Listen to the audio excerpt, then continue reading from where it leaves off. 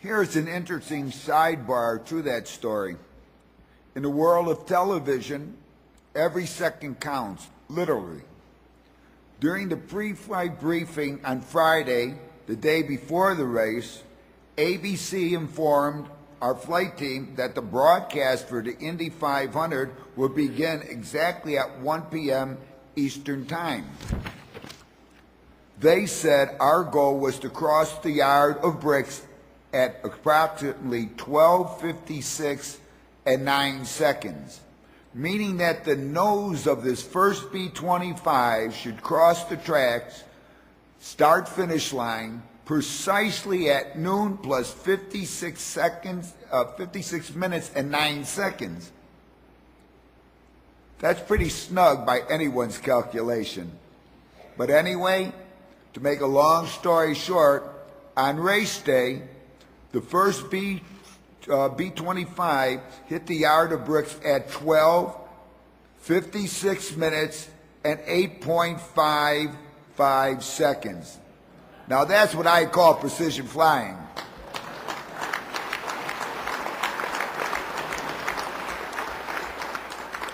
If Colonel Buck was here, I was wondering if he would have caught it on time. I'm sure he would have.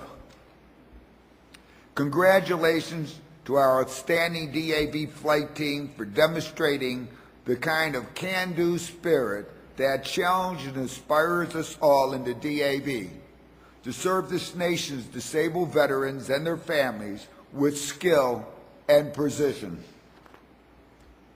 At this time, I'd like to entertain a motion that the list of delegates and alternates selected by the 21 national districts and National Blind Veterans Chapter to serve on convention committees be admitted into the record of the proceeding of this convention. Do I hear a second to that motion? Is there a motion on the floor? Comrade Commander Mike 1. Mike 1. PDC Byron, District 3, State of New Hampshire, moves to make that motion. Do I hear a second? Mike 2. Mike 2. Daniel Contreras, District 16, Chapter 99, California, seconds the motion. All those in favor say aye. Aye. Motion carried.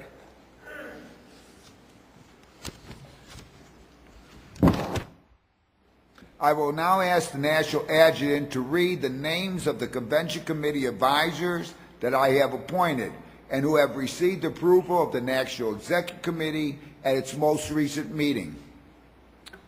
The committee advisors are credentials: Michael Dobmeyer, Anthony Baskerville. General resolutions and membership: Gary Augustine and Chad Moose. Legislation and Veterans' Rights: Joseph Violante and Brenda Casques. Constitution and Bylaws: Fred Bristol and Ed Hartman. Finance: William Bottom and Richard Patterson. Employment: Dean Ashman and Adrian Artizato. Hospital and Voluntary Services: Delphine Metcalf Foster, Joy Illiam, and Mike Walsh. Nomination of National Officers: Gene Murphy and Richard Marbs. Committee advisors can pick up their committee folders from the Resolution Coordinating Office located at Plaza Court 3.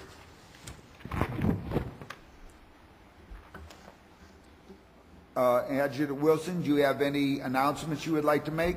Oh, you bet. Thank you. I'm sure you do. I again want to encourage everyone to visit our Stand Up for Veterans Internet Action Center located at Cyber Central. You can go online there and sign a petition, send an email to Congress, and answer a few survey questions about veterans issues. Excuse me. Cyber Central is located in Governor Square 16 on this level. And while visiting Cyber Central, I ask each of you to sign up for DAV's first ever virtual March on Washington for Veterans. The DAV has long depended on you, our membership, to stand up for veterans. We have done that in many ways over the years. You have always responded. You've marched on Washington, called your congressmen, visited your senators. You have written your newspapers, and you've marched through state capitals and even stood proud on the National Mall in Washington. Now, technology is providing a new and easier way to stand up for veterans. The DAV is taking this new opportunity and is organizing the first ever virtual March on Washington for Veterans. This time, you don't need to leave your home. Sitting at your computer, you'll be able to hear about the most pressing issues that we are facing now. You'll be able to use a very easy tool to contact your lawmakers, letting them know that they too need to stand up for veterans. We need you to tell everyone about this virtual march. Bring this information to your families, to your chapters. Talk about this at your community meetings and let everyone know. It is so easy. Everyone who cares about veterans can take part with very little effort. It does not require any traveling, it doesn't cost anything, and it's just a couple of clicks on your computer. Standing up for veterans has never been easier. All anyone will need to do is visit DAV.org and click the link to the virtual March on Washington for Veterans. Enter your email address and zip code. You will then receive an option then to hear about the issues and have your voice heard. Your continued and strong support of veterans and the DAV, of course, is greatly appreciated, and we look forward to virtually marching with you. Beginning at 2:45 today, convention committees are scheduled to meet. Those of you who have been elected to convention committees are asked to be on time in the room assigned for your meeting. And I'll let you know that the nominating committee, their meeting will convene at 2:45, but they will not begin to hear candidates to be interviewed until 3:15 today. Now, that's okay. That's all I have, Commander. I'm sorry. Thank you, Art. Ladies and gentlemen, this concludes today's agenda. As a reminder, we are giving away a DAV jacket to 5 delegates attending the convention. If your name is called and you are not in the hall, please see Tony Bakersfield up here on stage as soon as we adjourn to receive your DAV jacket. You must be present to win. Read names of winners. Mark Aaron. Ortho Richard Barton. It's from Las Vegas. He didn't need a jacket. Well, Illinois and Nevada. I like that. By 2 states. Ruben Trigio. Gerald Romero. And Donald Geist. One other thing, Commander, that you remember that when your committees complete your work, please report to the Resolutions Office at Plaza Court 3 on this level. And the National Commander's reception tonight begins at 7 o'clock in this ballroom. Please rise, and I will ask Chaplain Edwards to lead us in prayer.